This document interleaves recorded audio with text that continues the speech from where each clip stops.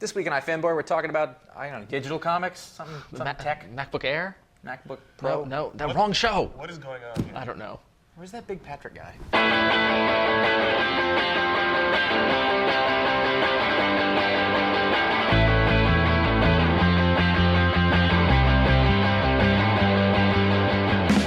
Hey, and welcome to another episode of iFanboy. I'm Ron Richards, and I'm here with Josh Flanagan. Hello. And Conor Kilpatrick. Hello. Quite often we like to go into the vault, get some books out, read them, talk to the people about them, but this time we're going to go to the shelf. Got some books on the shelf back there. We're going to grab a few and talk to the people about the books. So Let's get started. I'd like to, could you grab my book off the shelf there? Sure. Ron, for me? This is a big book. Thanks. This is the Golems' Mighty Swing from James Sturm. Sturm. This book hit big time among the indie crowd. A couple years ago. 2001, 2000. A few years ago. Nearly a decade. We're old. Yeah, so this was like all the talk of the groups that like to talk about these kind of books, and Yep. I picked it up at the first San Diego Comic-Con we went to. I bought it there. Wow. Read it on the plane. Was really underwhelmed by it. I remember that, actually. I remember you were very excited because it's about baseball. Yeah, You're it's a big baseball fan. book. And then I reread it recently, and I thought, you know what? I think a combination of being too young and expectations being too high really sullied my opinion on the book. And now, having reread it, actually is really, really very good. Yeah. Not quite the game-breaking book they all talked about when it came out, but it's a very, very good book. Basically, it's the story of a barnstorming baseball team, which, if you know baseball history, and people who aren't from America now are all now shutting off their computers, but Please, it's worth it. Stay tuned. barnstorming baseball teams in the 20s were teams that went around the country and played exhibition games for money. They were professionals, but it wasn't the major league. So Right. they- I mean, there was the major league teams, the professionals. They but would then there a was, team would like, blow into town and play the local team, and Every local on the Every local steamers, town had a team. Every the sort of trains. factory had a team. Everybody had a team because there was nothing else to do. Which There was is- no TV. Which is a There little was like no- how in football, soccer would be in the UK now. Yeah, I mean, clubs. like they Yeah. all have different clubs. It Right. worked a little Exactly. more It like was that. something like that. But these teams on a shabby bus, the Negro Leagues had a team, and this is a book about a Jewish team. The House of David baseball team, or no? Yes. Oh, is it the House? Is it really the House It's of David? Stars of David. Stars Oh, of David. okay, yeah, because there really was a House of David baseball team. Right. Well, I think one of the reasons why I was underwhelmed at first is because Ron and I are big baseball fans, so we're all Go into Mets. baseball history. So this is kind of not news to me. Like, I know about barnstorming teams, and so it wasn't like that. Yeah. But it's basically, it starts off, you follow the Stars of David team. It features an ex-Red Sox, ex-professional players, the manager of the team. Tris Speaker? No, a made-up guy. Oh, okay. I thought it was actually a And player. and in the first sort of quarter, half of the book is about the games they play, and then it turns becomes dark in the middle. And when you start dealing with less about baseball, more about the anti-Semitism they deal with. The social ramifications driving through different parts of Yeah, America. in the 20s, not so enlightened. Yeah. The one kid, like, they come after him, they're yelling, like, let me see your horns. And it's not like a Borat joke. Yeah. It's, they're throwing rocks at him, and it's real. Yeah. And I thought one of the really nice things about that scene, for example, was how it works is he runs around the corner, and the kid knocks over a bunch of apples, and then they look, and you see a bunch of people standing there menacingly, and you think, oh, he's screwed. He's done for, yeah. But then what really it's about is that they come back to them in the next scene, and he's talking baseball with them. And so all the old men are like talking baseball with this young Jewish kid, and it's like their way to bond, which I think is pretty much what the book's about. Right, but then there's also another element in that there's one black player who's Jewish, I'm assuming. No, he's not. He's a ringer. as it Right, were. well, yeah. Yeah. Well, there are They black they gave him a Jewish name. So he's on the team as the ringer. He's their big hitter, Yeah. and he's from ex-Negro League player. And what happens is they really don't have any money. The bus breaks down. They meet this promoter who says, "I can get you a lot of money for a game if you dress up your black player like a golem." Which a golem is a. It's like a statue, it's but he's a mythical it's a mythical figure. person. Yeah. It's a clay. out of clay brought to life. Yeah. With mindless sort of And- sort of a servant. And Yeah. the other side of the myth is that the golem always, like, it'll work out at first, but there's always going to be trouble following Right. it, which is, of course. So at first they're like, no, we're a baseball team. We don't do this sort of thing. But then eventually the bus breaks down. They got no money. They say, all right, we'll do it. So they go to a town to play a game with the golem. It's advertised. There's posters everywhere. Seeing that mighty. He looks menacing. He's Yeah. got. It's like wrestling poster. They almost basically like, yeah. they instill fear into the town that this monster's coming to play baseball, and things go horribly wrong. But it's. I mean, there's one thing I really love is the art is fantastic. Yeah. You know what? As a person who's not, I mean, yes, and this is part of that. As a person who's not a baseball fan, I actually found myself, especially in the earlier parts of the book, when he was illustrating one of their typical games, it was very engaging. Well, my favorite thing, even when I read it in 2001, was baseball shows up a lot in comics like the X-Men. They play baseball, and not a lot of artists can draw baseball. It's a hard game to draw. They either look too stiff, or they don't look like they're not in the right position to do things. He is a fantastic baseball artist. Everything looks fluid. Everything looks like it should look in the game. It's beautifully drawn, and the story is really it's interesting. It's heartwarming. The ending is a little weird. It's paced oddly. It's oddly paced, and the ending is sort of it just kind of ends. Yep. And it's sort of non sequitur ending. Like it doesn't really relate to the rest of the book. At least how I've. And I'm like, I looked to see, am I missing a page or something? Yeah, I thought maybe I need to reread it, but it doesn't really. But overall, it's an interesting treatise on race relations and anti-Semitism in baseball in the early part of the century. And it's interesting because it's published by Drawn and Quarterly, which is a indie publisher, but who's also very like offbeat and very like the stuff you get from Drawn and Quarterly is they're a lot like Fantagraphics, where each book is kind of individual, and this seems like the perfect kind of Drawn and Quarterly book. Oh, it's a great indie book, and if you love baseball, it's great. If you love just sort of it's if anti-Semitism is if that's your thing, if that's what you're into. Please don't. It's a great, this is a really great book. Cool. I got to read that. I don't know why I haven't read it. I actually really, even as a person who's not a big baseball fan, even I can appreciate the baseball aspect of it. I really enjoyed that, and I think that if you're out there and you're not a baseball fan, or maybe it's probably a pretty good book to read then. There really was a House of David baseball team, and they had to grow beards. It was in the contract. Well, one of the guys is too young, so they put shoe polish on his face. Yeah, that was interesting. There's a lot of really good characters in that book too. Cool. So after the break, Ron's got another book to show you, so stick around. Bring the funny. That's what they say. They call me up. Hey, Gordon the intern, bring the funny. These promos, we need the funny. I can't do it this week. This week, it's real. It's just you and me. There's no camera. There's no computer. It's just us talking to each other. I need you to go to GoDaddy.com. That's the place where you go to get your domain names, to get your email addresses, everything that you need. You enter the coupon code iFanboy and you get 10% off your purchase. Do it because you care. As in all these kind of shows, you now have the honor. What's the next book from the shelf? I'm going to go to the shelf, and I actually chose the Indiana Jones Omnibus Volume 1, published by Dark Horse Books. This is recent. This is recently came out. It's fresh off the presses. Dark Horse. Two things I want to talk about first. Dark Horse Comics has recently been doing these omnibuses, and they're different than the Absolute Edition.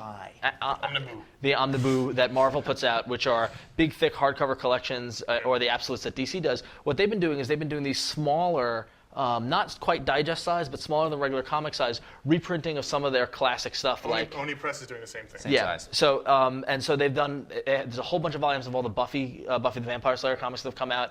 But also the second thing I want to say is Dark Horse Comics. They've been around for 20, almost 30 years now. In the 80s, they were in business really by licensed properties. They lived and died by licenses. When we were teenagers, I remember the Star Wars comics, the Aliens comics, Aliens vs. Predator. Yeah. But they also had the Indiana Jones license. Yep. So what this Indiana Jones omnibus is this is a collection of the first I think 3 miniseries that Dark Horse put out in the early 90s. It's actually funny because this collects the first miniseries, which is Indiana Jones and the Fate of Atlantis, which was the comic book adaptation of a Lucasfilm game. Yeah, and I remember playing that computer game. It was awesome. It was the adventure game. It was a lot of fun. Oh, that was hard. Oh, but it was awesome though, wasn't it? Because it was like another movie, and it was like right after Last Crusade came out. It was like 1991. What's interesting is that the story for all these were done by Hal Barwood and Noah Falstein, who worked at Lucasfilm Games. Yeah. But it was scripted by William Messner Loeb, so he did a lot of work with the Max and Sam Keith. He's a known. He comes in and does scripts and stuff like that. Too, I think. Yeah, he did. Yeah. So you got 3 kind of individual. And Dave Dorman covers, who did all those Dark Horse covers. Yeah, Dave Dorman did those great kind of painted kind of covers. Oh, yeah.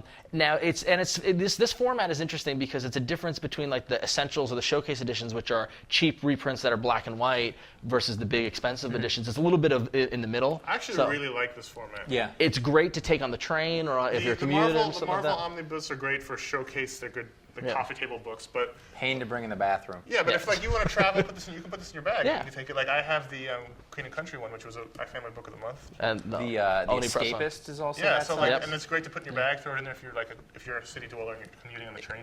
Exactly. Now about the content, who doesn't love Indiana Jones? No one. And with the Nazis. new, nah, Not planned. It was like, that was the Golem's Mighty Swing right there. It was like, who doesn't like him? Oh, we got this one. So you've got 3 great stories of the Indiana Jones, The Fate of Atlantis, and then 2 other ones which I forget the exact titles. And they're the typical Indiana Jones adventure. Sometimes he's teaching. He starts off with him at school teaching with the glasses, and then he's got the hat, he's got the whip, and then he's got I think one later on he's in a tux and he's kind of dancing one and the chick. They all take place in like the 30s, and there's that really great kind of adventure that you would expect from the Indiana Jones. He's short round in these. I don't think he's in this one actually. But I'm not reading it. Yeah. So. I only read short round based Indiana Jones fiction. So, but it's a bunch of different folks. Dan Barry, like I said, did the majority of the work, but some other creators did It's kind of similar an old stuff. classic So feel to the art. it does, Like yeah. It's definitely dated in the look. Like it's not. It's dated in a bad way. It's dated in it looks like kind of European style, and that it's very straightforward. Yeah. It reminds me, I don't know why, but it reminds me of Tintin. I could see that. It's not yeah. cartoony, but in the layouts. Yeah, I can see that. But it's very much a product of the early 90s. That was impressive. This is like Hergé's early work. I read Tintin when I was a kid. But essentially, I just remember playing that video game, then buying the comics, and then when we The were thing is, eating. with licensed books, the stigma is they're all bad. Yes. But they're not all bad. And Dark Horse is a great example of ones where they're not all bad, because that Aliens vs. Predator series was in And the the Star Wars day Dark Empire was books are awesome. great. Yeah, exactly. And Star Wars Dark And the Empire. Indiana Jones books are fun too. Yeah, exactly. So And the Buffy books. Yep. and currently the Buffy. Buffy books. Yeah, but even the Buffy books before season 8, which is going on right now, the Buffy books that were going on when the show was going was some on, good buzz around those, they're yeah. really good. Yeah, some of the late 90s and stuff like that. So, so Indiana Jones Omnibus Volume 1, it's a good one to kind of check out, and the whole Omnibus line is worth checking out. So, so after the break, we're going to talk about Josh's. Always with the breaks. I care about you. That's why I'm here. If I didn't care, I wouldn't be here. I wouldn't waste my time. I care, and I want you to go to Netflix.com. If you go to www.netflix.com/iFanboy, you get a 2-week free trial. There's no late fees, there's no delivery fees, no nothing. Just good movies. I'm telling you because I care. Okay, so Josh, why don't you take us on home? It's my turn. I got the last and final pick. Don't break the set. I'm going to get in trouble if we break the set. They don't know we're here. So I picked Breakfast Afternoon by Andi Watson, which is put up by Oni Press. This book it's a few years old. It's about 2000, 2001, same as Golem's Mighty Swing. Andy Watson's a big-time writer, artist, indie creator. Yeah, he's from the UK. I love Andy Watson. He's great. I sort of know him from doing sort of personal stories. When I say personal, I mean not superheroes, although he did Love Fights, which is kind of a love story, superhero stuff. superhero. And he does a bunch of stuff. I actually haven't read Geisha or Skeleton Key, I think, are the other books. And he's got a book now. I forget. Something Star. I think it's over, though, for Andy. Basically, what this book is, and this hit me at exactly the right time, is it's a story about... Let him finish. Sorry. In the UK, there's a couple, Rob and Louise, and they work at a pottery factory, a place that makes fancy china, plates and cups and those sets. The Little Star book that we were talking, he was a painter of ceramics. Yeah. So the idea is that as we go forward, you ask your friends your age, do you know anyone who actually gets china? And everyone says no. Yeah. So the company lays them both off. And so it's the story of, and they're engaged to be married. So basically, and trying to have a kid. Yeah, well, they had discussed that prior to that, and then they get laid off. And it's sort of the story about what happens to a relationship when this happens. Because Rob is a douche. Kind of is a shiftless layabout, and he spends a lot of the story complaining about Well, he's sort of stuck in the hope that he's going to get his job back, and he won't give up the idea of getting any other job. He wants to get back into. And he won't make any changes, which is ceramics. basically because he's afraid to change. He's like, I've been doing this for 10 years. It's the only thing I know. I mean, who doesn't know people like this? And she, Lou, on the other hand, goes out and she takes classes. She's taking a computer class and she betters herself and she gets a job, and eventually this drives tension into the relationship. That's basically the story, and then what happens after that is the end of the story. The thing that, well, the thing that I loved about this book is that comics are so often used for the fantastic, and when you take a writer, artist guy who can explain a relationship and these things that are very familiar to us in our own lives, because it's so personal. It's one guy and he's telling you his view on the thing, and this is, it's such a great medium to do this kind of story, and isn't done enough. There's something about Andi Watson's style that's so simple yet so expressive, but not only in the art, but I guess with the art, but the storytelling and the way he can get it across, where it really makes you it makes you feel the relationship, like when there's tension in a couple, like you feel it on the page. He's very perceptive on feelings and how people react in a relationship together. Yeah. I read this. I thought it was almost as much about the modern times as it was the relationship. In that all this manufacturing is dying, and there's nowhere for these people to go. It's funny, and the effect that that's having on lives and countries and things. Well, it's funny because I read it. I had a different take on it this time. I haven't read it for a while, and I reread it just now. And being 8 years older or 7 years older than I was when I first read it, and having been through a bit more career things, career difficulties, and stuff. I mean, like, I wasn't married then. I hadn't been laid off or had to do any. I haven't been through it. And now, like, I've been through a lot of that stuff, or at least seen it. It had a different weight. The first time I was just like, this is funny. This guy doesn't have a job and he's a loser. But it really is about what kind of. It's about like what can happen to people when they're put in the situation. And Rob is that. I can totally understand people like that, where he just sort of sits there and he's like, poor me, screw it. And she goes out and she says, I've got to take charge of my life. I've got to do things. I mean, and it's inspiring. Rob was a little more than, I thought he was a little more, he's not just lazy, because he's also inconsiderate. They're still getting married, but all the stuff he's in charge of, he just totally disregards. Right, but I think and he starts totally taking the girlfriend, fiance for granted, and just. But what I find so interesting about that is that like I know people that where that's happened to. And the reason that's happening is that's the fear. Yeah. Because I don't know what I'm going to do, and you just start shutting down. Yep. I'm not saying I've been through that, but I can understand that. Yep. I mean, I've been close to that at times, where like you just go, I don't know what to do next, so I'm just going to play PlayStation because it's easier than. And it's right in front of me. Yep. And it's completely like I should get up and write something right now, but instead, I have an Xbox. Yeah. I don't know. It was kind of like reading Optic Nerve. I was like, I so disliked the main character that it was tough. Yeah. I mean, I think it's a great book, and when it's over, it ends, and you get the whole picture of it. And I really enjoyed the other aspect of it, the whole commentary on the culture and the manufacturing. But I loved the girl. She's great.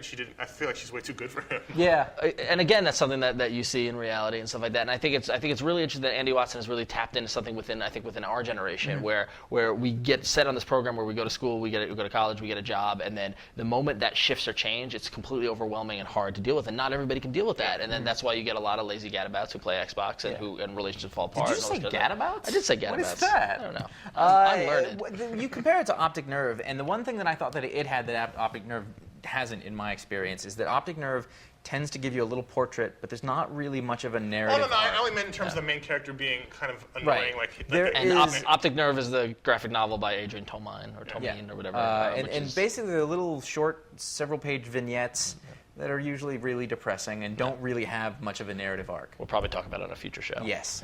She didn't like the story. Would be like, I called her, she didn't call me back. And there's a story. You're right. There's your comic. But this is a great book, and other stuff. This is probably my favorite Andi Watson work. but there's lots of other stuff. So Yeah, and don't get turned off by the art style. I mean, the art's great. the art is great, but I think the art can be seen as kind of cartoony. But like it's so the expressive content is when very you when you watch yeah. Rob sort of devolve and Yeah. like he He stops gets unshaven shaving. and Yeah. And his hair is- like just He does a lot with shading. There's and only a stuff like few that. lines, but Yeah. those lines like you can see the You can see worry the bags in under his his face. eyes. Yeah. So What's funny is I'm an idiot because the first page says Windsor. And I was like, oh, Canada. It's British. It takes And place. so they're all talking like Brits. I'm like, why are they talking like Brits in Canada? It takes 'Cause place I'm a in the moron. Midlands in the UK, and Connor's a moron. So Anyway. that's our selection. Back on the shelf it goes. some good picks, yes. Back on the shelf. If you would like to write us about these, or you have any other thoughts or anything, you can email us at contact@ifanboy.com. Or you can give us a call on our voicemail line at 1-888-FANBOYS. That's 1-888-326-2697. And to talk about this show, you can go to www.ifanboy.com, the new ifanboy.com. We got all kinds of great new features and columnists, and we got the weekly audio show, of course, as always. The pull list. And you can always, as always, go to revision3.com/ifanboy for this more information on this show, and also to the forums. You can discuss the show here and other topics of interest. Cool. I hope you like these books. Now, I got a problem with my Mac. Now, Who's that dude with that? 3, 2. Wait, you're doing a real show now? No, we're doing this cold open. Oh, I didn't know that. What are we doing? You just counted us down and we don't know what we're doing. One of the ones we did. Well, let's decide. All right, before which one do you just want to do? go. Do you Okay, want to do go. that one?